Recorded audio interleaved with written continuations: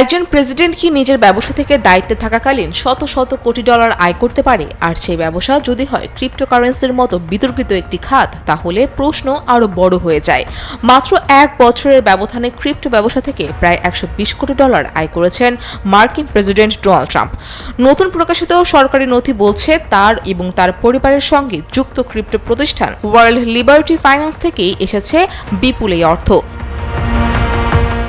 2024 সালের সেপ্টেম্বরে প্রতিষ্ঠিত এই স্টার্টআপ থেকে 2025 সালে ট্রাম্পের আয় হয়েছে প্রায় 55 কোটি ডলার। শুধু তাই নয়, ডলার ট্রাম্প নামে একটি ক্রিপ্টোকারেন্সির লাইসেন্স যুক্ত থেকে তিনি আরও প্রায় 63 কোটি 50 লাখ ডলার রয়্যালটি পেয়েছেন। উল্লেখযোগ্য বিষয় হলো, এই ডিজিটাল মুদ্রাটি বাজারে আনা হয়েছিল ট্রাম্পের প্রেসিডেন্ট হিসেবে শপথ নেওয়ার মাত্র কয়েক ঘন্টা আগে।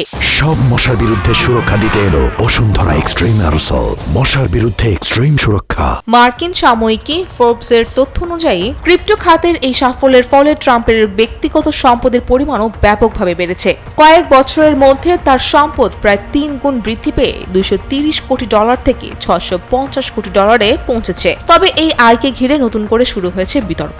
সমালোচকদের অভিযোগ, ক্রিপ্টো শিল্পে নিজস্ব আর্থিক স্বার্থ থাকা সত্ত্বেও ট্রাম্প প্রশাসন এই খাতের উপর সরকারি নিয়ন্ত্রণ শিথিল রেখেছে, যার ফলে বাজারে দাম বেড়েছে এবং ট্রাম্পও লাভবান হয়েছে। অন্যদিকে হোয়াইট হাউস এসব অভিযোগ পুরোপুরি প্রত্যাখ্যান করেছে। উপপ্রেস সচিব আনা কেলির দাবি, প্রেসিডেন্ট ও তার পরিবার কখনো কোনো স্বার্থের সংঘাতে জড়িত ছিলেন না, বরং ট্রাম্পের পদক্ষেপ যুক্তরাষ্ট্রকে বিশ্বের ক্রিপ্টো রাজধানী হিসেবে গড়ে তুলতে সাহায্য করছে। তাহলে প্রশ্ন হলো, এটি কি একজন সফল ব্যবসায়ীর বৈধ আয়, নাকি ক্ষমতা ও ব্যক্তিগত ব্যবসার মধ্যে স্বার্থের সংঘাতের নতুন উদাহরণ? ফৌজিয়া ফারিহা, টেলিসান।